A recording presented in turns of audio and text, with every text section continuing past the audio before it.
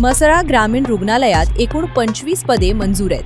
मात्र धक्कादायक बाब म्हणजे वर्ग 1 आणि वर्ग 2 च्या डॉक्टरांसह तब्बल 7 महत्त्वाची पदं गेली अनेक दिवस रिक्त आहेत।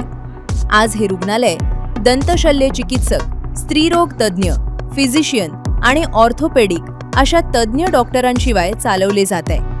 इथल्या सुविधांची अवस्था तर याहून भयानक आहे।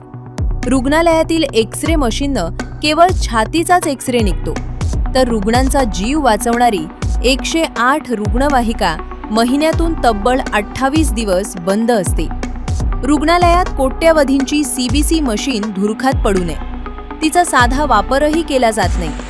हद तर तेव्हा होते जेव्हा प्रसूती पश्चात महिलांसाठी येथे स्वतंत्र कक्ष नाही आणि रुग्णालयात उपचारासाठी येणाऱ्या रुग्णांना पिण्यासाठी साधे पाणी देखील मिळत नाही। सर्वात मोठा विरोधाभास म्हणजे 30 बेडची ही सुसज्ज इमारत आधीच उभी असताना तिच्या बांधकाम दुरुस्तीसाठी शासनानं तब्बल 70,32,000 रुपयांचा निधी मंजूर केलाय। आता जनता विचारत आहे की इमारतीच्या भिंतींवर कोट्यवधींचा चुराडा करणाऱ्या सरकारला या इमारतीत सेवा देणारे डॉक्टर आणि कर्मचारी भरण्यासाठी मुहूर्त कधी मिळणार?